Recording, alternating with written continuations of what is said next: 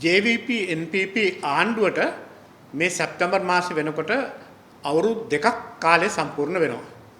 මේ අවුරුදු දෙක ඇතුළත ආණ්ඩුව මේ රටේ ජනතාවට දුන්න පොරොන්දු ඉෂ්ට කරාද කියලා ආපහු හැරිලා සමාලෝචනයක් කරන්න හොඳ කාල සීමාවක් උදා වෙන්නේ. මොකද ඕනම ආණ්ඩුවකට මුල් වසර දෙක තමයි ඒගොල්ලෝගේ මදු සමය ගත කරන කාලය හැටියට සැලකන්නේ.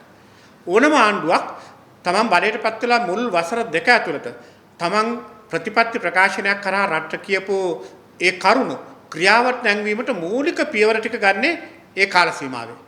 ඒ වගේම ඕනම ආණ්ඩුවක් තමන් ජනතාවට කියපු දේවල් ඉටු කරන්න මූලික පියවර ගන්නේ ඒ කාල සීමාවේ. නමුත් මේ ආණ්ඩුව ඒ පොරොන්දු ඉටු කරන්නත් ප්‍රතිපත්ති ප්‍රකාශනයේ සඳහන් කාරණා ඉටු කරන්නත් ක්‍රියා කරලා තිබෙනවද කියලා නැවත වතාවක් හිතලා බලන්න ජනතාවට දැන් අවකාශය උදා වෙලා තිබෙනවා. මොකද ආණ්ඩුවේ කාලය අවුරුදු දෙකක් ගත වෙනකොට ඊළඟට ආරම්භ වෙන්නේ ආණ්ඩුවේ කාලයේ අවසන් වෙන යුගය. ඉතින් අපි දන්නවා මේ රටේ ජනතාව ආණ්ඩුව කියපු දේවල් පිළිබඳව හොඳ අවධානයකින් ඉන්නවා. විශේෂයෙන්ම මිනිස්සු හිතුවා විශාල සිස්ටම් චේන්ජ් එකක් ඇති කරයි කියලා. ඒක තමයි පළවෙනි දේ. නීති ආධිපත්‍ය ශක්තිමත් කිරීම, ඒ වගේම මේ පරිපාලන ක්‍රමවේදය කාර්යක්ෂම කිරීම, හොරකම සහ දූෂණය සම්පූර්ණයෙන්ම නැවතීම, ඒ වගේම ඊට අදාළ අනිකුත් කාරණා පමණක් නෙවෙයි. මේ රටේ ජනතාවගේ ජීවන බර සැහැල්ලු කිරීම, ඒ වගේම මිනිසුගේ ආදායම් වැඩි කිරීම, ණය බරින් මිනිස්සු නිදහස් කිරීම, මේ වගේ ගොඩක් කාරණා කිව්වා. අවාසනාවට වගේ මේ වසර දෙක ඇතුළත ආණ්ඩුව ඒ සියලු දේවල් කරන්න අසමත් වෙලා තිබෙනවා. ඒ කොච්චරද කියලා කියනවා නම් දැඩි පීඩනයක මේ රටේ ජනතාව ඉන්නේ, දැඩි අසහනයක ඉන්නේ.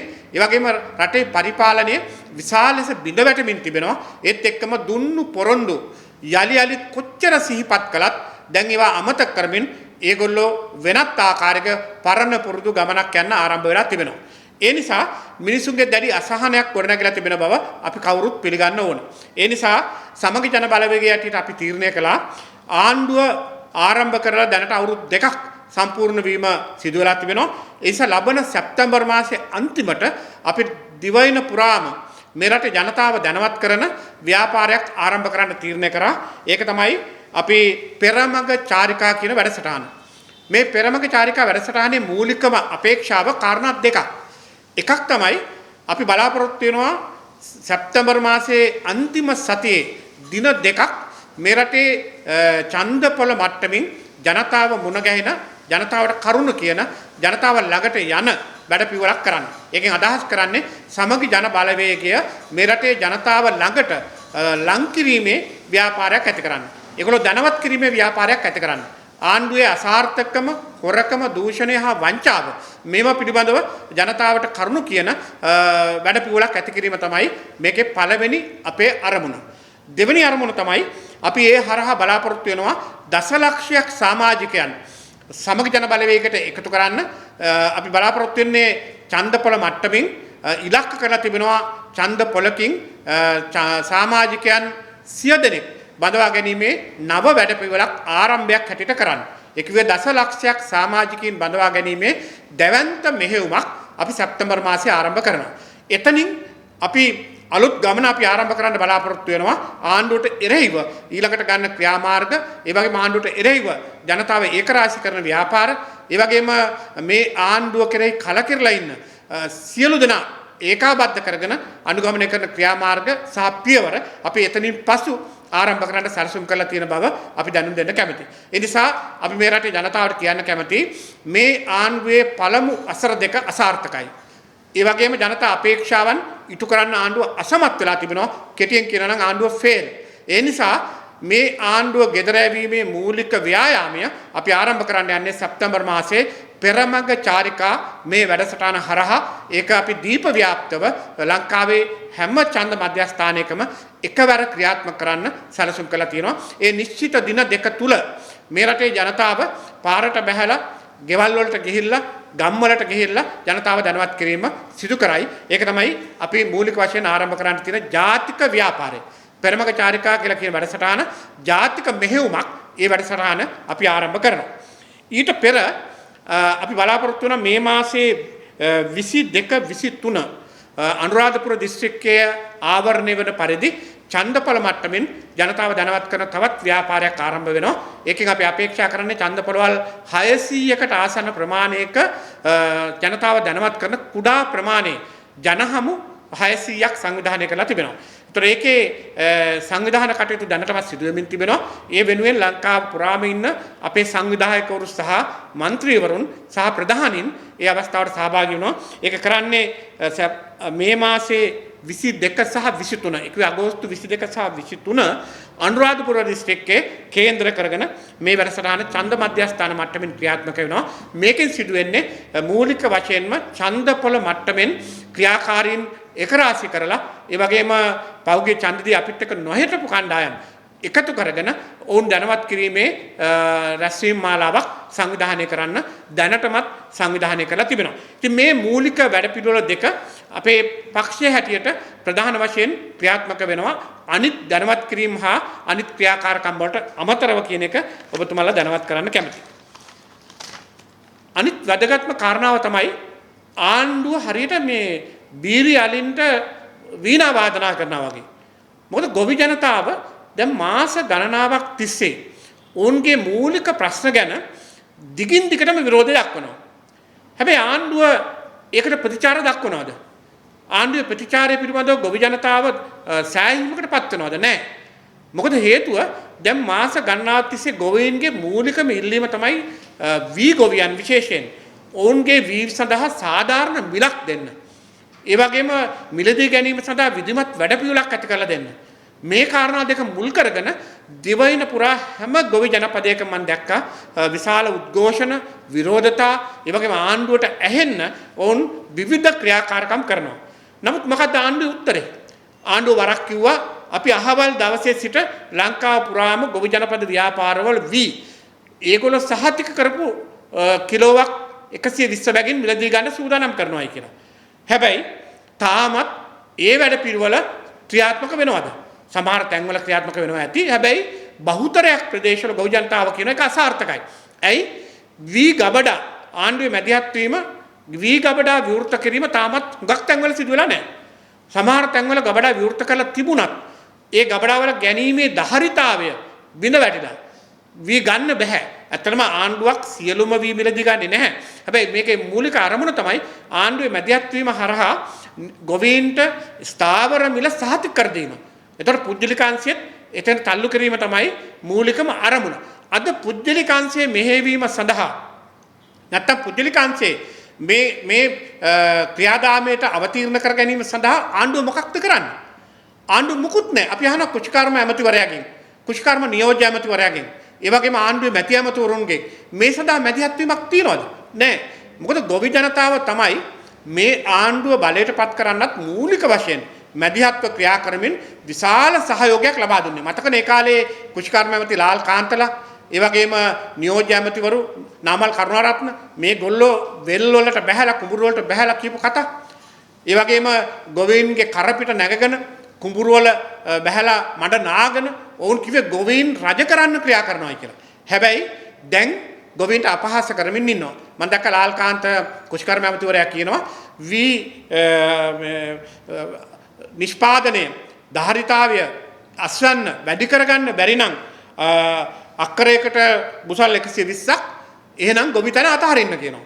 ඒතර ගොවිතැන අතහරින්න කියලා කියන්නේ මේ රටේ සම්ප්‍රදායිකව මේ රටේ කුෂිකාර්මාත්‍ය මූලික වෙච්ච ආර්ථිකය කන පිට හරවන්න.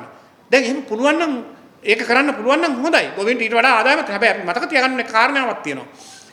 ගොවිතැන වෙනුවෙන් මේ ආණ්ඩුව ඵලයට පත්වලා මේ වසර දෙක ඇතුළත එක අක්කරයක් වැඩි දියුණු කරලා නැහැ. ඒ කුඹුරු වැඩි කරලා කුෂිකාර්මාන්තය සඳහා පහසුකම් ලබා දීලා ජලය ලබා දීලා ඒ ඉඩකඩ ලබා දීම වෙනුවෙන් සම්පූර්ණයෙන්ම වැඩ කරලා තිබෙන්නේ ඉවකට හිටපු හැම ආණ්ඩුවක්ම. විශේෂයෙන් මේකේ සඳහන් කරන්න ඕනේ මහාමාන්‍ය ඩී.එස්. සේනානායක මැතිතුමාගේ ඉඳලා ජේ.ආර්. ජයවර්ධන ගාමිණී දිසානායක මේ මැති ඇමතිවරු එදා හදපු ඒ ගොවි ජනපද ව්‍යාපාර මහවැලි ව්‍යාපාරය වගේ දේවල් නොතිබුණා නම් මොකක්ද සිදු වෙන්නේ? අද කන්න අපිට හාල් ටික නැති වෙනවා. බත් ටික කන්න. ඉතින් ඒ தত্ত্বය වැඩි දියුණු කරලා මේ රට ස්වයංපෝෂිත තත්වයකට ගෙනාවට පස්සේ අඩු ගානේ ඒකයි ඊළඟ අධ්‍යයන තමයි කුෂිකර්මාන්තය වාණිජ තත්ත්වයට පරිවර්තනය කිරීම සඳහා නවීන තාක්ෂණය ලබා දීම ගොවීන්ට ඒ වගේම ආදායම් වැඩි කරගන්න උඩ උදව් වීම. එහෙම නැත්නම් බලහත්කාරයෙන් අස්වැන්න වැඩි කරගන්න බැරි නම් ගොවිතැන නවත්තන්න කියලා තර්ජනය කරන කෘෂිකර්ම ඇමතිවරයෙක් ලෝකේ ඉන්නවනම් ඒ ලංකාවේ කෘෂිකර්ම ඇමතිවරයා විතරයි. ඉතින් අපි අහන්නේ මේ විරෝධතාවලට පහර දීලා තර්ජනය කරලා බැන වැදිලා පුළුවන් ද ආණ්ඩුවට මේ ගොවි ජනතාවගේ ප්‍රශ්න විසඳන්න. දැන් මම දැක්ක ඊයේ අම්බලන්තොට විරෝධතා ව්‍යාපාරයකට ආණ්ඩුවට සම්බන්ධ මැරවරින් පිරිසක් ගිහිල්ලා බාධා කරන්න උත්සාහ කරපු හැටි. හැබැයි ඒ බාධා කරන්න උත්සාහ කරනකොට ගොවි ජනතාවගේ ප්‍රතිචාරය කොහොමද? ඔවුන් ඒ බාධා කරපු කණ්ඩායම් වලට ගහලා එලවනවා. අපි කියන්නේ කාටවත් ගහලා එලවන එක කතාවක් නෙවෙයි. පහර දෙන්න කියලා අපි උනන්දු කරනවා නෙවෙයි. නමුත් ඇයි එහෙම වෙන්නේ? එහෙම වෙන්නේ ගොවි ජනතාවගේ හිතවල සැබෑ ලෙසම ලොකු පීඩනයක් තියෙනවා. මේ පීඩනය තමයි ඔවුන්ට ජීවත් වෙන්න අමාරුයි ගොවිතැනින්. ආදායම නැහැ. තමන්ගේ නිෂ්පාදන වලට සහතික මිලක් නැහැ. ඒ වගේම කෘෂි ආම්පාන වල මිල වැඩි වෙලා. ඒතකොට අඩු ගානේ ගොවි ජනතාවගේ කරපිටින් බලයටපත් වුණු ආණ්ඩුවක් හැටියට මේ රටේ කෘෂිකර්මාන්තය ආරක්ෂා කරන්න, රැක ගන්න, ඒ වගේ ගොවි ජනතාව ආරක්ෂා කරගන්න ඔවුන්ට අතහිත දෙන්න වැඩපිළිවෙලක් අවශ්‍යයි. ඒක ගැන අඩු ගානේ පත්වලා ඉන්න කෘෂිකර්ම ඇමති ලාල්කාන්තටවත් නියෝජ්‍ය ඇමති නාමල් කරුණාරත්නවලත් කිසිම හැඟීමක් නැහැ. ඒ විතරක් නෙවෙයි ආණ්ඩුවේ නායකයින්ටත් එහෙම හැඟීමක් තියෙන බවක් අපිට පේන්නේ නැහැ. එහෙම තිබුණා නම් මේකට මැදිහත් වෙලා මේ ප්‍රශ්නෙට මීට වඩා හොඳ උත්තරයක්, පිළිගත හැකි උත්තරයක් හදන්න තිබුණා. අවාසනාවට කෘෂිකර්මය විනාශ කරන්න පැමිණි ආණ්ඩුවක් කියලා මේ ආණ්ඩුව දැන් ලේබලය අලවගෙන ඉවරයි කියන එක මම පැහැදිලිවම චෝදනා කරන්න කැමතියි. මගේ ඊළඟ කාරණාව තමයි තා වැදගත්. පෞද්ගලික සති කීපය තුලම රට තුල විශාල ආందోලනයක් මතු වුණා මේ බන්ධනාගාර අභ්‍යන්තරයේ ඇතිවෙච්ච කරලිකාරී තත්ත්වයන්.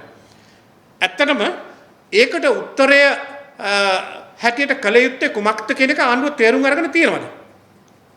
අපිට නම් පේන්නේ නැහැ. මොකද හේතුව බන්ධනාගාරවල අධික තදබදේ ඇති වෙලා තිබෙනවා. ඒ වගේම බන්ධනාගාරවල ඉන්න රැඳවියන් ඉන්නේ දැඩි මානසික පීඩනයක. ඒ වගේම ඒකට හේතු තිබෙනවා. ඉතින් බන්ධනාගාරවල මේ සිදුවීම් සම්බන්ධයෙන් හොයලා බලන්න පත් කරපු කමිටු ගණනාවක් වාර්තාවල් දීලා තිබෙනවා. අනු කමිටු දීලා තිබෙනවා, නිර්දේශ කළා තිබෙනවා. මමත් ඒ වාර්තා දැකලා තිබෙනවා. ඒ නිර්දේශයන් හා අනු කමිටු වල වාර්තාවන් ක්‍රියාවට නැංවීම වෙනුවට ආණ්ඩුව මොකද කරන්නේ? මම දැක්ක ඊයේ ප්‍රසිද්ධ මාධ්‍යවල වාර්තා කරලා තිබුණා බන්ධනාගාර වල ආරක්ෂාව සඳහා විශ්‍රාමික හමුදා සොල්දාදුවන් දහසක් වහාම බඳව ගන්න ක්‍රියා කරනවා කියලා. මොකද්ද මේකෙන් දෙන පණිවිඩය? බන්ධනාගාර වල ආරක්ෂාව වැඩි කරාට කිසිම ප්‍රශ්නයක් නැහැ. මොකද්ද මේ දෙන පණිවිඩය? ප්‍රශ්නේ ලෙඩේට බෙහෙත හොයනවා වෙනුවට ආණ්ඩුව ලෙඩේ එසේම තිබියදී පිටස්තර බෙදකම් කරන්න උත්සාහ කරනවා. මේක වෙඩි තියලා පාලනය කරන්න පුළුවන් දෙයක් නෙවෙයිනේ මේ අසහනේ. ඒ වගේම තර්ජනය කරලා බලපෑම් කරලා බන්ධනාගාරවල මේ රැඳවියන්ගේ තිබෙන මේ මානසික පීඩනය හා ඔවුන්ට තියෙන ප්‍රශ්නේ යටපත් කරන්න පුළුවන් කමක් නැහැ නේ. මම දැක්කා බන්ධනාගාර ඇමතිවරයා කියනවා අපි තත්ත්වය පාලනය කරා වෙඩි තැබීමක් කරලා කැරලි මර්දන හමුදාවන් යවලා STF එක යවලා අපි මේක මර්ධනය කළා. මර්ධනය කිරීම කියන එක එකවරක් කළ හැකි. හැබැයි ප්‍රශ්නෙට ස්ථීරසාර විසඳුමක් හොයන්න මේ ආණ්ඩුව අසමත් වෙලා තිබෙනවා කියන එක ඊයේ මාධ්‍යයේ පළවෙච්ච වාර්තාවෙම අපිට පේනවා. මොකද්ද මේකට කළ යුතු තිබෙන්නේ? ඇත්තටම බන්ධනාගාරවල මේ වෙලා තිබෙන ප්‍රශ්නය දසදහසකට ආසන්න ප්‍රමාණයකට ප්‍රමාණවත් බන්ධනාගාර පහසුකම් තියෙන තැනක 30000ක් 40000ක් අතර විශාල ප්‍රමාණයක් මේක ඇතුලේ ගාල් කිරීම හරහා තමයි මේ ප්‍රශ්නේ මතුවලා තිබෙන්නේ.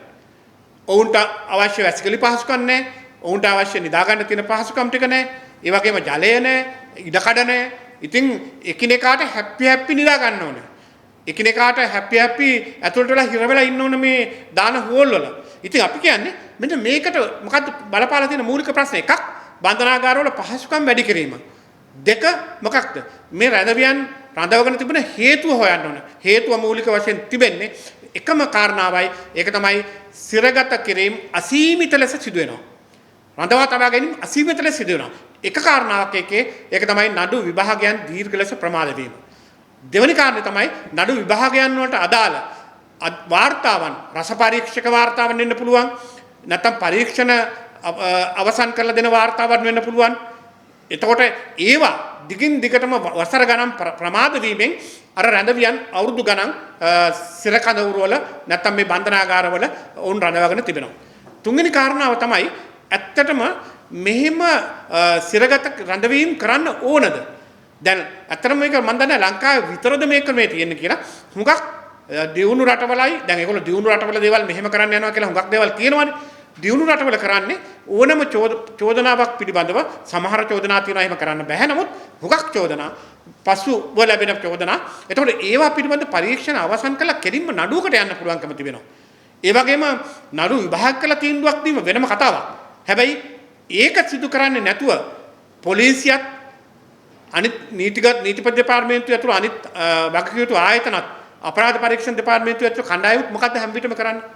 හැම විටම කරන්නේ ඕනෑම සැකකරුවේ පැමිණිල්ලක් ලැබුණු වහාම හරියට මේ වරදකරුවෙක් වගේ හඟවමින් අධිකරණයට ගිහිලා ඉල්ලන්නේ රිමාන්ඩ් කරන්න කියලා ඉල්ලීම. ඒක සාධාරණද?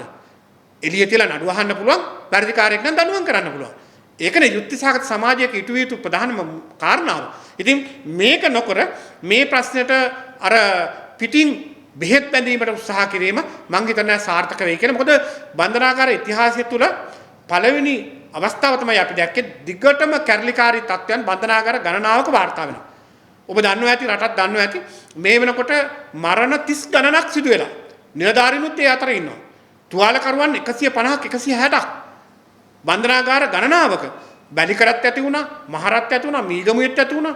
අපි අහන්නේ මේ බන්ධනාගාර හැම එකේම පල්ලන්සේන ඇති වුණා. එතකොට මේ බන්ධනාගාර හැම එකේම මේ තත්ත්වයේ මතුවෙන්න මූලික හේතුව ඇත්තටම පැහැදිලිව ආණ්ඩුව තේරුම් ගන්න ඕන අධික තදබදය සහ මේ රඳවියන්ගේ දැඩි මානසික පීඩනය. ඒ නිසා මේකට උත්තර හොයන්න ඕන. මොකද අනුර කුමාර දිසානායක මහතා වරක් ඔහු පාර්ලිමේන්තු මන්ත්‍රීවරයෙක් වශයෙන් පාර්ලිමේන්තුවේදී කර ප්‍රකාශයක් තිබෙනවා.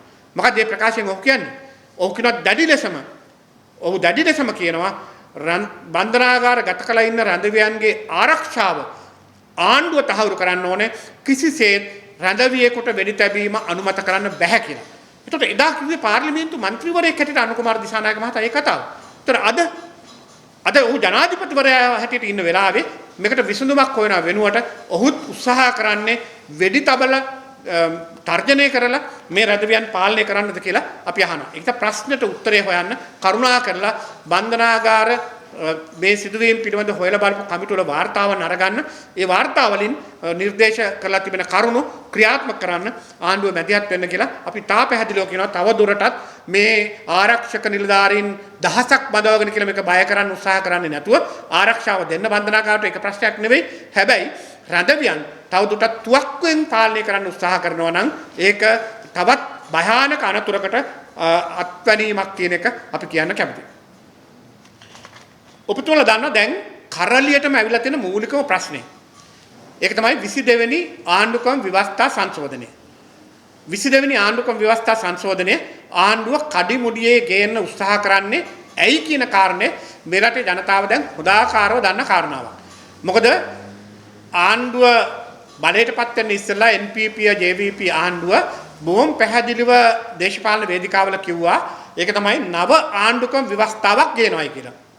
ඒක ගැන අපිට ගැටලුවක් නැහැ. ඔවුන් විධායක ජනාධිපති ධූරයේ දැඩි ලෙස විවේචනය කළා. ඒ වගේම මේ වර්තමාන පරිපාලනයේ තියෙන යම් කාරණා ඒකාධිපති ස්වරූපයෙන් තියෙන කිසිම ප්‍රජාතන්ත්‍රවාදී ස්වරූපයක් නැහැ කියලා තර්ක විතර්ක කළා. ඒ වගේම ලෝකේ අලුත් වෙන විදියට අපේ රටේ ප්‍රතිසංස්කරණ නීති ප්‍රතිසංස්කරණ ඇත් කරන්න ඕන කියලා ඔවුන් දේශපාලන වේදිකාවල තා බරපතල ලෙස විග්‍රහ කළා. ඉතින් ඒ වෙනුවෙන් අලුත් ආණ්ඩුක්‍රම ව්‍යවස්ථාවක් හදනවා නම් ඒ පිළිබඳව කිසිදු ආකාරයක ගැටලුවක් නැහැ. ඒ ගැන හැබැයි NPP JVP ආණ්ඩුක්‍රම ව්‍යවස්ථාවක් නෙවෙයි. එවැනි ආණ්ඩුක්‍රම ව්‍යවස්ථාවක් නිර්මාණය කරනවා නම් ඒක පොදු මහජනතාව වෙනුවෙන් නිර්මාණය කරන ආණ්ඩුක්‍රම ව්‍යවස්ථාවක් වෙන්න ඕනේ. විශේෂයෙන්ම මහජන නියෝජිතයන්ගේ අදහස්, දේශපාලන පක්ෂවල අදහස්, ඒ වගේම රටේ සාමාන්‍ය සිවිල් සංවිධානවල අදහස්, විද්වතුන්ගේ අදහස්, පුරවැසියන්ගේ අදහස් එකතු කරපු නව ආණ්ඩුක්‍රම ව්‍යවස්ථාවක් සම්පාදනය කරනවා නම් එවැනි ආණ්ඩුක්‍රම ව්‍යවස්ථාවක් සම්පාදනය කිරීම සඳහා සමගි ජන බලවේගයත් අපි දායක වෙන්න කැමතියි. හැබැයි මෙතන තියෙන්නේ එහෙම එකක්ද? මෙතන තියෙන්නේ ආණ්ඩුක්‍රම ව්‍යවස්ථා සංශෝධනයේ පැත්තකට විසි කරලා දාලා ඒ වෙනුවට කෑල්ලක් අල්ලගෙන 22 වෙනි ආණ්ඩුක්‍රම ව්‍යවස්ථා සංශෝධනය කියලා මේ රටේ ශ්‍රේෂ්ඨාධිකරණය හා අභියාචනාධිකරණයේ විනිශ්චයකාරවරුන්ගේ විශ්‍රාම ගැන්වීමේ වයස දීර්ඝ කිරීම කරන්න ආණ්ඩුක්‍රම ව්‍යවස්ථා සංශෝධනයක් කරා උත්සාහ කරනවා. මේක පුද්ගල කේන්ද්‍රගත සංශෝධනයක්. පුද්ගල කේන්ද්‍රගත සංශෝධනයක් ඇත්තටම මේ විදිහට ගේන්න පුළුවන්. මේ ගැන ලොකු තර්ක විතර්ක තිබෙනවා. පුද්ගල කේන්ද්‍රගත සංශෝධනයක් එහෙම අනුමත කරන්න පුළුවන්කමක් තියනවද නැද්ද කියලා ලොකු තර්ක විතර්ක තිබෙනවා. අපි කියන්නේ මේක වැරදි. මේ ආණ්ඩුව ජනතාවාදී ආණ්ඩුවක් නම් මහජනතාව වෙනුවෙන් හිතන ආණ්ඩුවක් නම් කළ යුතුව තිබෙන්නේ මෙවැනි සංශෝධන කඩිමුඩියේ ඉදිරිපත් කිරීම නෙවෙයි. ඒ වෙනුවට පූර්ණ ආණ්ඩුක්‍රම ව්‍යවස්ථාවකට යෑම. ඉතින් අපි කියන්නේ ඒගොල්ලෝ මතු කරන තර්කත් හරි වැරදිනේ. මොකද ඒගොල්ලෝ මතු කරන තර්කේ මම දැක්කා නලින්ද ජයසිත්ත තවත් ඇමතුරු ගණනාවක් කියනවා. ඔවුන් තර්ක කරන්නේ මේ නඩු වහාම කඩිනමින් විභාග කරන්න කියලා. ඇත්තට මේ රටේ නඩු ගොඩ ගැහිලා තිනවා කියනවා ලක්ෂ 11. මේ නඩු වලින් බහුතරය කොතනද තියෙන්නේ? ශ්‍රේෂ්ඨාධිකරණයේ අභියාචනාධිකරණයේ නෙවෙයි මේ නඩු හුඟක් තියෙන්නේ. බහුතරයක් 95ක් විතර නඩු 15 උසාවිය වල නඩු. ඒතකොට 15 උසාවිය වල නඩු කඩිනම් වෙනවද ශ්‍රේෂ්ඨාධිකරණයේ විනිශ්චයකාරවරුන්ගේ වයස දික් කරයි කියලා. මේක ගොන් තර්කයක් නේ. ඇත්තට මෙහෙම තර්ක ගේන්න හොඳ නැහැ. එහෙම කඩිනම් කරන්න උවමනා නම් කළ යුතු තිබෙන්නේ ඇත්තටම උසාවි ප්‍රමාණය වැඩි කිරීම, පරිපාලන ගැටලු විසඳීම, ඒ වගේ මේ වාර්තාවන් ප්‍රමාද වීම, නීතිපති දෙපාර්තමේන්තුවේ සහ රස පරීක්ෂක වාර්තා කඩිනම් කිරීම, මේවට විධිමත් ක්‍රම, පරිපාලන ක්‍රම, තාක්ෂණික ක්‍රම භාවිතා කරලා විභාග කිරීම, 15 උසාවිවල වැඩි කිරීම කළා නම් මේ නඩු වලින් බහුතරයක් අවසන් වෙනවා. ඒ විතරක් නෙමෙයි 15 උසාවිවල විභාග කරන්න තව අධිකරණ වැඩි කරන්න ඕන නම් ඒ වැඩි කිරීමත් සාධාරණයි. එතකොට එහෙම දෙයක් යෝජනා කරලා ක්‍රියාත්මක කිරීම වෙනුවට මේ වගේ පුහු තර්ක මතු කිරීමම ඇත්තටම මම හිතනවා මේගොල්ලන්ට එල්ලෙන්න වැල් නැතුව කරන කාරණාවක්. ඒ නිසා මේ ගැන දැඩි ලෙස විරෝධයක් තිබෙනවා. මම දැක්කා මේගොල්ලෝ දැන් පටන් ගන්න හදිස්සියෙන් ආගමික නායකයන් විවිධ පාර්ශවයන් මුණ ගැහෙන්න මම දන්නා මෙච්චර කල් මේක හදන්න ඉස්සෙල්ලා මම දැක්කේ නෑ නීතිඥ සංගමයේ අදහස් විමසන හදිස්සියෙන්ම දැන් නීතිඥ සංගමයට මුණ ගැහෙනවයි කියලා කියනවා. අපි දන්නේ කුමන කාරණාවකටද කියලා. හැබැයි කොහොම වුණත් අපි කියන්නේ මේ 22 වෙනි සංශෝධනය ජනතාවගේ උවමනාවට ඉටු කරන සංශෝධනයක් නෙවෙයි. ඒ නිසා මේ ව්‍යවස්ථා සංශෝධනයේ හරහා ආණ්ඩුව අපේක්ෂා කරනවා නම් ඔවුන්ගේ පැවැත්ම වෙනුවෙන් යමක් කරගන්න නීතිය යොදා ගන්න පුළුවන් කියලා ඒක කවදාකවත් ඉෂ්ට වෙන්නේ නැති බව අපි ඒගොල්ලන්ට අනතුරු වගවන්න කැමති ඉතිහාසයේ සිද්ධ වෙච්ච දේවල්. අපි දැක්කා නෙවිල් සමරකෝන් අගවිනිශ්චයකාරතුමාගේ අවස්ථාවේදී සිද්ධ වෙච්ච දේ. අපි දැක්කා සරත් සිල්වා අගවිනිශ්චයකාරතුමාගේ කාලේ සිද්ධ වෙච්ච දේ. අපි දැක්කා සිරානි බණ්ඩාරනායක අගවිනිශ්චයකාරතුමියගේ කාලේ සිද්ධ වෙච්ච දේ. ඒ නිසා ඒ අත්දැකීම් අවබෝධයන් දිහා බලපුවම ආණ්ඩුව හිතන දේ එලෙස කරගන්න මේ ව්‍යවස්ථා සංශෝධනයෙන් පුළුවන්කමක් ලැබෙන්නේ නැහැ. අනිත් කාරණය තමයි මේකද රටේ තියෙන ප්‍රධානම බරපතලම අභියෝගය. ඊට වඩා ගොඩක් දේවල් තියෙනවා. මිනිස්සු ජීවත් වෙන්න අමාරුවෙන් මිනිස්සුගේ ප්‍රශ්න ගොඩ ගැහිලා විරකෑව ගොඩ ගැහිලා දැන් මේ වගේ ප්‍රශ්න ගොඩක් තිබෙනවා. ඒ වාස්සේ මේ වගේ දේවල් සිදු කරන්න උත්සාහ කරන්නේ මේ ආණ්ඩුවට ජනතාව ගැන අබෑටයකවත් හැඟීමක් නැතුව කියන එක අපි පැහැදිලිව ප්‍රකාශ කරන්න කැමතියි. මගේ ඊළඟ කාරණය තමයි මේක ගැන ආණ්ඩුව දිගින් දිගටම කොලේ වහන්න උත්සාහ කරනවා. ඒක තමයි ඊයේ මම දැක්කා මේකත් වාර්තා වෙලා තිබෙනවා එක්තරා මාධ්‍යයක. ඒක තමයි ආණ්ඩුව හිමීට ලිස්සන්න හදන දේ. මේ රටේ දැවැන්තම හොරකම. ඒක තමයි දැන් හොරකම් කිව්වොත් මේ ආණ්ඩුවට හොරකම් ගන්නාවක චෝදනා දෙනවා. දැන් කන්ටේනර් 323 නිදහස් කිරීම පිළිබඳව අද මුකුත් කතා කරන්නේ නැහැ. දැන් කන්ටේනර් 323 නිදහස් කිරීම පිළිබඳව බරපතල ලෙස විවාදයක් රටේ ඇති වුණා. ඇයි මේ කන්ටේනර් 323 නිදහස් කරේ? මොනවද මේවායේ තිබුණේ? මේවායේ තීරුබදු නිදහස් කරේ කාටද? මේ කන්ටේනර් 323 සිදුණු මහා පරිමාණ වංචාව එහෙම නිදහස් කරන්න බලයක් තිබුණාද නැද්ද? මේ වගේ ගොඩක් කතන්දර තිබෙනවා. මම දන්නා ජනාධිපතිවරයා මුදල් ඇමතිවරයා හැටියට පත් කරපු කමිටුවේ වාර්තාව පාර්ලිමේන්තුවට ඇවිල්ලා තිබුණා. මේ වාර්තාවේ කියනවා කන්ටේනර් 323 මෙලෙස නිදහස් කිරීමට රේගු අධ්‍යක්ෂ ජනරාල්වරයාට කිසිදු බලයක් නැහැ කියලා. ඒතර අධ්‍යක්ෂ ජනරාල්වරයාගේ නියෝගයෙන් තමයි නිදහස් කරලා තිබෙන්නේ. ඒතකොට අධ්‍යක්ෂ ජනරාල්වරයාට බලයක් නැති මේ වගේ දෙයක් නිදහස් කිරීමෙන් රටට කොයිතරම් පාඩුවක් සිදු වෙලා තිබෙනවද? එහෙනම් නිදහස් කිරීමට කවුද උපදෙස් දුන්නේ? ඔහුට ඉහළින් ඉන්න මුදල් ඇමතිවරයාද? නැත්නම් වරාය භාර ඇමතිවරයාද? වරාය භාර ඇමතිවරයාට එවැනි නියෝගයක් දෙන්න බෑ. ඒක නීති විරෝධී. එහෙම දුන්නයි කියලා කියනවා. හැබැයි ඒකට ඇමතිවරයා මාරු කිරීම පමණක් ප්‍රමාණවත් වෙන්නේ නැහැ. එතකොට ඒ හොරකම ඇතුලේ මුදලින් ගණනය කරන්න බැරි කොච්චර ලොකු වටිනාකමක් තිබෙනවද? ඒක දැවැන්තම හොරකමක් විතරක් නෙවෙයි ජාතික ආරක්ෂාවටත් ප්‍රශ්නයක්. මොකද කන්ටේනර් 323 හරහා එළියට ගියේ මොනවද කියලා කවුරුවත් දන්නේ නැහැ. ඒවා ඇතුලේ මත්ද්‍රව්‍ය තිබුණාද? අවියාවද තිබුණාද? තහනම් බාණ්ඩ තිබුණාද? මොකුත් කතන්දරයක් ආණ්ඩු නැහැ. 325 එළියට දැම්මා කොලේ වැව්වා. දැන් එහෙම දෙයක් නොවුණා වගේ ආණ්ඩුව ඉන්නවා. ඒක බරපතල වැරද්දක්. ඒක මේ රටේ ගණනය කළ නොහැකි වරන් ඉහළ වටිනාකමක් තියෙන වංචාවක්. බලන්න ඊට පස්සේ මේ ගල්ලඟුරු වංචාව කොයිතරම් පාර්ලිමේන්තු විවාද තියලා කතා කරාද? කොයිතරම් මහජනතාව උද්ඝෝෂණ කරාද? දැනුම් දීන් ආණ්ඩුවට කරාද මේක වැරදි කියලා. මොකද වෙන ආණ්ඩු වැරදි කරනපු විදිහට මේ ආණ්ඩුත් වැරදි කරන්න ඇවිල්ලා තියෙනවා කියන එක නෙමෙයි කියන්නේ. ඒගොල්ලෝ කරලා තියෙන ඉඳ අපි කිරුවට ප්‍රශ්නයක් නැහැ. ඉතිහාසයේ ගල්ලඟුරු ගේන්න මේගොල්ලෝ වංචා කරලා තියෙනවා. අපිත් ඒකම කළා. එහෙම සාධාරණීකරණය කරන්න බැහැනේ. මේ ගල්ලඟුරු වල වංචාවේ පාඩුව රුපියල් කෝටි 1000යි කියලා අලුත්ම සංඛ්‍යා ලේඛන වලින් වාර්තා කරලා තිබුණා. ඒ ඔස්ට්‍රේලියානු බියුරෝ වෙරිටාස් ඉන්ටර්නැෂනල් ආයතනයේ තෙවන පාර්ශවයක් කරා කරපු වාර්තාවක මේක කියන්නේ. එතකොට මේකේ තියෙන භයානකකම තමයි රටට රුපියල් කෝටි 1000ක වංචාවක් සිදු වෙලා තිබෙනවා නම් ආණ්ඩුවක් නිහඬව ඉන්නේ කොහොමද? දැන් බලන්න මේ දවස්වල අධිකරණයට ඉදිරිපත් කරන බොහෝ දෙනෙක් රුපියල් ලක්ෂ 10 15 20 වැරදි කරා පාඩු කරා. දැන් අතන සමහර ඒ වගේ මම කැමති නෑ උසාවි දේවල් ගැන කතා කරන්න. නමුත් සමහර දේවල් ගත්තාම මේ වගේ දේවල් උසාවියට යවනවද නැත්නම් ඒගොල්ලෝගෙන් අය කරගන්නවද? ඒ දෙක එකක් කරන්න ඕනේ. හැබැයි එවැනි පුංචි ගනුදෙනු වලට අරන් ගිහලා උසාවි දාලා රටට පාඩු කළා. රජයට පාඩු කළා කියලා නඩු ඉදිරිපත් කරන මේ ආණ්ඩුවේම බලධාරීන් ඇස්කම් පේන්නේ නැද්ද?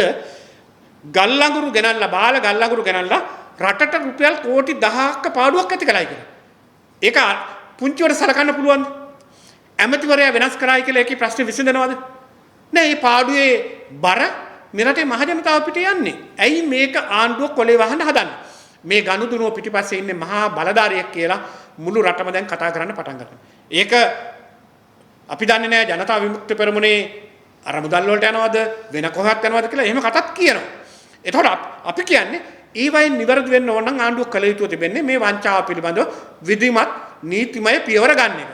ඒකට උත්තරේ නෙමෙයි කොමිෂන් සභාපත් කරලා ඉතිහාසයේ ඉඳලා ගල්ලඟුරු ගෙනාපු දවසේ ඉඳලා කොහොමද වෙලා තියෙන්නේ කියලා වාර්තා කරන එක නෙමෙයි වැඩේ. එදා වෙලා තිබුණා නම් ඒක නැති කරගෙන අලුතෙන් කාටවත් කරන්න බැරි වෙන විදිහට මේ සිස්ටම් එක හදන එක තමයි ආණ්ඩුවක් කරන්න ඕනේ. හැබැයි අවාසනාවට ඒක වෙලා නැහැ. ඉතින් අපි කියන්න කැමති ආණ්ඩුව කරපු දැවැන්තම පුනරුදේ කෙරුවාව මේක තමයි. පුනරුදේ කෙරුවාව. මොකද මේක එකම එක කාරණාවක් නෙවෙයි. අර කන්ටේනර් 325 23 මේ ගල්ලඟුරු සිද්ධිය, ඒ වගේම ඩොලර් මිලියන 2.5ක් අර මහා භාණ්ඩාගාරයෙන් කාට නිදහස් කරාද කියලාවත් තාම හොයාගන්න බැරි වුණා. ඒක කොලේ වහන භාණ්ඩාගාර ලේකම් ඇවිල්ලා කියනවා ඒක මහජනතාවගෙන් තමයි ආය කරගන්න තියෙන්නේ මාර වැඩක්. මහජනතාව නෙවෙයිනේ මේ වැඩේ කළේ. ඒතකොට මහජනතාවට මෙහෙම දඩ ගහන්න පුළුවන්ද? ඒ දඩේ ගහන්න ඕනේ මේක වංචා කරපු අයට. එතකොට එතන පාඩුව ඩොලර් මිලියන 2.5ක්. මම දැක්ක තපාල් දෙපාර්තමේන්තුවේ ඩොලර් ලක්ෂ 6ක් ආගේ අතක් නැහැ.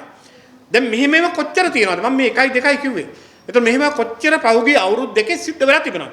මේවට විසඳුම් හොයන්න ආණ්ඩුව අසමත් වෙලා තිබෙනවා. ඒ විතරක් නෙවෙයි දැන් මහජනතාව පිට මේ බර පටවන්න හදනවා. ඒ නිසා අපි කියන්නේ බාල ගල්ලඟුරු ගෙනල්ලා රටට කෝටි 10ක මේ පාඩුව සිදු කිරීම පිළිබඳ වගකීම NPP JVP ආණ්ඩුව සහ ආණ්ඩුවේ බලධාරීන් නායකයන් බාර ගන්න ඕනේ. ඒ වගේම අපි කියන මේක වහලා දාලා මගහැරලා ඉස්සලා යන්න පුළුවන් කමක් නැහැ. මේක කිසියම් දවසක අනාගතයේ යලි වතාවක් මේකට වන්දි ගෙවන්න ආණ්ඩුවට සිදු වෙන බව අපි පැහැදිලිවම ආණ්ඩුවට අනතුරු අඟවන්න කැමතියි. ඊළඟට ඇත්තටම මේ ආණ්ඩුව දිගින් දිගටම බොරු කයිවාරුවක් ගන්නවානේ. මේ බොරු කයිවාරුව තමයි ආණ්ඩුව මූල්‍ය අතින් ශක්තිමත් කියලා කියනවා. මම දැක්කා සමහර ආණ්ඩුවේ മന്ത്രിවරු මොකක්වත් හරබැරකවත් දන්නේ නැහැ. කයිවාරු ගහනවා අපේ භාණ්ඩාගාරේ පිරিলা තියෙනවා. දැන් පිරෙන්න සල්ලි ඇවිල්ලා. එතකොට කොහොමද මේ පිරෙන්න සල්ලි ආවේ? පැහැදිලිව තේරුම් ගන්න ඕන අයවැයක් අපි ඉදිරිපත් කරන්නේ වාර්ෂිකව ආදායම හා වියදම. එතකොට මේ අයවැයේ අපි ආදායම හා වියදම අතර පරතරයක් පෙන්වලා තියෙනවා. ඒක පියව ගන්න ණය ගන්න ඕනේ. එහෙම නැත්නම් ටැක්ස් වැඩි කරන්න ඕනේ. දේශීය විදේශීය ණය වලින් මේක සුගක් දුරට සම්පූර්ණ වෙන්නේ. එතකොට මෙහෙම තත්ත්වයක් තියෙද්දි භාණ්ඩාගාරේ පුරවල සල්ලි දැන් අපිට තියෙනවා බය වෙන්න දෙයක් නැහැ කියලා කියනවා. අපි අහන්නේ මෙතෙන්දී ආණ්ඩුව කොලේ වහන දෙයක් තියෙනවනේ. ඒක තමයි දැන් ආණ්ඩුව කියනවාද මේ වර්ෂ දෙක ඇතුළත අපි කොච්චර විදේශ ණය ගත්තද කියලා. විදේශ ණය ලබා ගැනීම ඉතිහාසයේ වැඩිම ණය ලබාගත් වර්ෂ දෙක බවට මේක පත් වෙලා තිබෙනවා. ඒ විතරක් නෙමෙයි ඒ ණය ගත්තේ ඇයි? දැන් ණයක් විදේශ වශයෙන් ගන්නකොට අපි ව්‍යාපෘති ණය අර ගන්නවා. දැන් මහවැලි ව්‍යාපාරය කරන්න ණය ගත්තා. හරි. අධිවේගී මාර්ග හදන්න ණය ගත්තා. අපි තව ප්‍රොජෙක්ට් කරන්න ණය ගත්තා. ප්‍රොජෙක්ට් වලට තමයි විදේශ ණය බහුතරයක් ගන්නේ කන්න බොන්න නෙවෙයි. කන්න බොන්න අදින්න නෙවෙයි විදේශ ණය ගන්න. ඒ ණය ගන්නේ ඇත්තටම රටේ ජනතාවට ප්‍රතිලාභ ලැබෙන ව්‍යාපෘති ක්‍රියාත්මක කරන්න. හැබැයි මේ ආණ්ඩුව ගත්ත ණය එවැනි ජනතාවට ප්‍රතිලාභ ලැබෙන ව්‍යාපෘති වලට අරගෙන තිබෙන්නේ නැහැ. මේ ණය අරගෙන තිබෙන්නේ අයවැය පියව ගන්න වෙන්න පුළුවන්. එහෙම නැත්නම් කන්න බොන්න ආණ්ඩුවේ පරිපාලනයට. ඒක වැරදි. එහෙම කරලා රටක් දියුණු වෙන්නේ නැහැ. තවත් ණය වැඩි වෙනවා. අපි අහනවා ආණ්ඩුවෙන් බොහොම ප්‍රශ්නයක් බොහොම වැදගත් ප්‍රශ්නයක්. ඒ ප්‍රශ්නේ තමයි මේ වෙනකොට 2024 සැප්තැම්බර් මාසයේ NPP JVP ආණ්ඩුව බාර ගන්නකොට තිබුණු විදේශ ණය සහ අද විදේශ ණය කරුණාකරලා හෙළි කරන්න පාර්ලිමේන්තුවට. එතකොට පෙනේ කොච්චර විදේශ ණය ප්‍රමාණයක් අරගෙන එක පුජ්‍යලයක් ඒක පුජ්‍යල ණය කොච්චර ප්‍රමාණයකින් වැඩි කරගෙන තිබෙනවද කියලා. ඒක තමයි භයානකම තත්ත්වය. මේ ආණ්ඩුව ඇවිල්ලා ඒක පුජ්‍යල ණය අනුපාතය ඊටම ශීඝ්‍රව ඉහළ ගිහිල්ලා පුරවැසියන් තවත් ණයකාරයන් බවට පත් කරලා තිබෙනවා. ඒ වගේම අපේ ඉලක්ක සම්පූර්ණ කරගන්න අපි උත්සාහ කරලා තිබෙනවා. ඔබතුමාලා දන්නවා ජාත්‍යන්තර මූල්‍ය අරමුදලත් එක්ක ඇති කරගෙන තියෙන එකගතාවයන් අනුව අපි තබාගත යුතු ඒ වගේම අපි ගෙවිය යුතු ණය අපේ සංචිත යම් යම් නියමයන් කරලා තිබෙනවා. දැන් උදාහරණයක් හැටියට කිව්වොත් අපි 2027 ඩොලර් බිලියන 2.5ක ණය ගෙවන්න තිබෙනවා. ආරම්භ වෙනවා ණය ගෙවන්න. ඒ වගේම 2028 2.7ක ඩොලර් බිලියන ණය ගෙවන්න තිබෙනවා. 29 2.9ක්. ඒ වගේම 2030 ඩොලර් බිලියන 3ක් ණය ගෙවන්න තිබෙනවා. එතකොට මේ ණය ගෙවීම සඳහා අපි සංචිත පවත්වාගෙන යා යුතු ආකාරය පිළිබඳව ජාත්‍යන්තර මූල්‍ය අරමුදල උපදෙස් දීලා තිබෙනවා. දැන් උදාහරණයක් ගත්තොත් 2026 අවුරුද්දේ අපි අපේ සංචිත ප්‍රමාණය ඩොලර් බිලියන 10.9ක් රඳව ගන්න ඕනේ. තියෙනවද? ඒ ඉලක්කය සම්පූර්ණද? භාණ්ඩාගාරයෙන් පුරවලා කියලා කයිවාරු ගහන ආණ්ඩුවේ නායකින් ඒ සංචිත ප්‍රමාණය රඳව ගන්න ක්‍රියා කළාද? නෑ. ඇත්ත වශයෙන්ම අපේ සංචිත කොච්චරද? තාමත් ඉන්නේ ඩොලර් බිලියන 5කට පොඩ්ඩක් වැඩියෙන් තිබෙනවා. ඔය 6 ගණන් කිව්වට ඒකේ තියෙනවා අපිට පාවිච්චි කරන්න බැරි චීන අරමුදල් තිබෙනවා. ඒවා සංචිත පවත්වාගෙන යාම සඳහා අපිට රඳවගෙන තියෙන මුදලක්. මේ හැර පාවිච්චි කර හැකි මුදල ඩොලර් බිලියන 5 ඉක්මවලා තියෙන බොහොම සොච්චම් ගානකින් විතරයි. අපේ ඉලක්කය 10.9ක්. එතෙන්ද යන්න බැරුව ආර්ථිකය වර්ධනය වුණායි කියලා කියන්න පුළුවන්ද? දැන් උදාහරණයක් හැටියට කිව්වොත් ඒකට ඒගොල්ලෝ හේතු කරනවා අපි විවෘත කරා වාහන ගේන්න ආනයන විවෘත කරා ඒක නිසා අපිට මෙහෙම වුණා කියලා කයිවාරු ගහනවා. හැබැයි සංචිත කළමනාකරණය කර ගැනීම ආණ්ඩුවේ වැඩක්. ඒක ජනතාව කරන්න ඕනේ නැහැ. ජනතාවට කරන්න බෑ. ඒක ආණ්ඩුව කරන්න ඕනේ. එහෙනම් අපි යන්නේ කොහෙටද? දැන් මේ කියන සංචිත ප්‍රමාණය නිශ්චිතව රඳවා ගැනීම සඳහා ආණ්ඩුවට එක උපාය මාර්ගයක් තියෙන්නේ. ආණ්ඩුව අපනයනයන් වලින් ආදායම් වැඩි කරගන්න උපාය මාර්ග නැත්තම් එහෙ නැත්තම් අපේ ශ්‍රමික ආදායම් වැඩි කරගන්න උත්සාහ කරන්නට තියෙන අවස්ථාව අඩු නම් ඊළඟට මහ බැංකුව කරන වැඩේ තමයි විවෘත වෙළඳපොලෙන් ඩොලර් මිලදී ගන්න එක. ඩොලර් මිලදී ගන්න ක්‍රියා කරනවායි කියන එකෙන්ම පැහැදිලි ඒ හරහා ඩොලරේ වටිනාකම ඉහළ යනවා. රුපියලත් එක්ක සංසන්දනාත්මක. එහෙම වුණාම ඩොලරේ වැඩි වෙනකොට අපේ ආර්ථිකයට කුමක්ද වෙන්නේ? අපේ ආර්ථිකේ දනා ගන්න බැරි තරම් බාඩු භාණ්ඩ වලට මිල වැඩිවීම වෙනවා. තෙල් වලට වෙන්න පුළුවන්, ආහාර ද්‍රව්‍ය වෙන්න පුළුවන්, බෙහෙත් වලට වෙන්න පුළුවන්, අනෙක් මහජන අවශ්‍යතාවයන් වෙන්න පුළුවන්. මේවා වැඩි වෙන්න දැවැන්ත දරුණු ලෙස ආර්ථිකයේ පිපිරීමක් නිර්මාණය වෙනවා. මේක පුළුවන් වුණාද අද NPP JVP ආණ්ඩුවේ මේ මහා ආර්ථික විශ්ලේෂකයන්ට ආර්ථික දැනුමක් තියෙන ඔස්තාර්ලට මේක පාලනය කරගන්න බැරි වෙලා තිබෙනවා. එහෙනම් අසාර්ථකයි. ඇත්තටම ආණ්ඩුවේ පරිපාලනයත් අසාර්ථකයි. ආණ්ඩුවේ ක්‍රියාදාමයත් අසාර්ථකයි. විශේෂයෙන්ම මේ වෙනකොට ජනතාවට දුන්නු පොරොන්දු ටික ඉටු කරගන්න බැරුව ආණ්ඩුව යන්නේ කොහෙද කියලාවත් දන්නේ නැතුව ඔහේ යන ගමනකට තමයි ආණ්ඩුව ගිහිලා තිබෙන්නේ.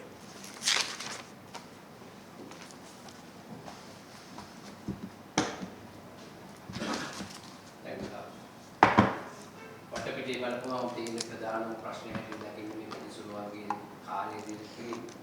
දැන් ඔබතුමාට ප්‍රධාන ප්‍රශ්නයලා තියෙන්නේ ඒක රටේ වෙන ප්‍රශ්න නෑ අපි වෙන ප්‍රශ්න ගැන රටේ දිගින් දිගටම කතා කරනවා. දැන් අපි ගොවියන්ගේ ප්‍රශ්න ගැන කතා කරනවා, මිනිසුන්ගේ ජීවන බර ගැන කතා කරනවා, රටේ වෙනත් දූෂණ වංචා සියල්ලම ගැන කතා කරනවා. ආණ්ඩුවටයි ප්‍රමුඛතාවයක් නැත්තේ. ආණ්ඩුව ප්‍රමුඛතාවයේ පැත්තකින් තියලා දැන් ඉතාමත් හදිස්සි ව්‍යවස්ථා සංශෝධනයක් ගේන්න හදනවා 22 වෙනි සංශෝධනය. ඒක මේ මොහොතේ අවශ්‍යද? අපි අහන්නේ ආණ්ඩුව ඉදිරිපත් කරන සාධාරණ කාරණාවක් නම් අපිට කියන්න පුළුවන් ඔව් කමක් නැහැ කියලා.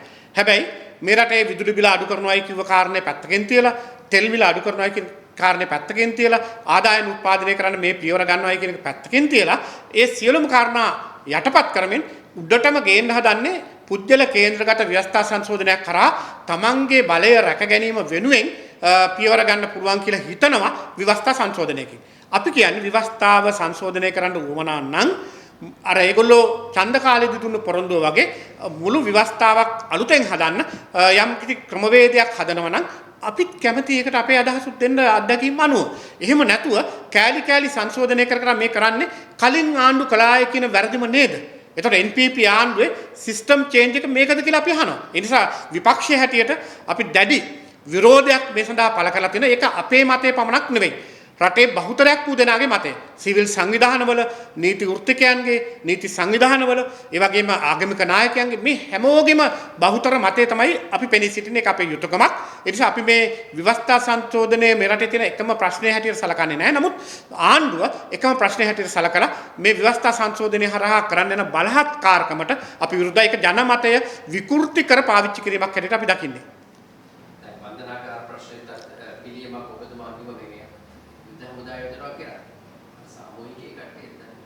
ඒක තමයි ප්‍රශ්නේ තිබෙන්නේ. දැන් බන්ධනාගාර පාලනය කරනවා කියලා කියන්නේ තුවක්කුවකින් පාලනය කිරීම නෙවෙයි. දැන් රටක් පාලනය කරනකොට ත්‍රිවිධ හමුදා හරහා පාලනය කිරීම නෙවෙයිනේ පාලනය කියලා කියන්නේ. ඒකට ප්‍රජාතන්ත්‍රවාදී ක්‍රමවේද තිබෙනවා. ඉතින් බන්ධනාගාරික පරිපාලනය ආරක්ෂක නිලධාරීන්ට කරන්න බෑ. උන් කරල්ලක් ආවොත් මර්ධනය කරන්න උත්සාහ කළයි. ඒ වගේම පාලනය කරන්න උත්සාහ කරයි. බන්ධනාගාර පරිපාලනයේ ඇත්ත වශයෙන්ම සිද්ධ වෙලා තිබෙන්නේ මොකක්ද කියන එක ආණ්ඩුව ඇයි මේ තේරුම් ගන්න නැත්තේ? වාර්තා ගන්නාවකින් එළියට දාලා තිබෙනවා. මේක අලුත් කාරණා නෙවෙයි. එතකොට හිරකරුවන්ගේ දැඩි මානසික පීඩනය, හිරගෙදර ඇතුළේ තියෙන තදබදේ, නඩු දැවැන්ත ලෙස ප්‍රමාදය, ඔවුන්ට පහසුකම් අඩුවීම මේ වගේ ගොඩක් කාරණා තිබෙනවා. එතකොට ඒවට උත්තර ක්‍රමානුකූලව හොයන්න එපායි. අපි කියන්නේ ඒක රැකින් මේ සියල්ල විසඳන්න පුළුවන් කියලා. හැබැයි අඩු ගානේ අවුරුදු දෙකක් ගිහිල්ලා මේ ආණ්ඩුවට බැරි වුණානේ බන්ධනාගාර ප්‍රතිසංස්කරණය පිළිබඳ කිසිදු සාධනීය පියවරකට යන්න. කරේ එකම දෙයයි තවත් බන්ධනාගාර පුරවන එක. වෙන මුකුත් පියවරක් ගත්තේ නැහැ. දැන් රජයේ රස පරීක්ෂක වාර්තා ප්‍රමාද නම් ඒකට අලුත් ලැබ්ස් හදලා ඒ අලුත් කාර්ය මණ්ඩල අරගෙන මේ වගේ දේවල් කරලා පරීක්ෂණ වාර්තා කඩනම් කරන්න එපා.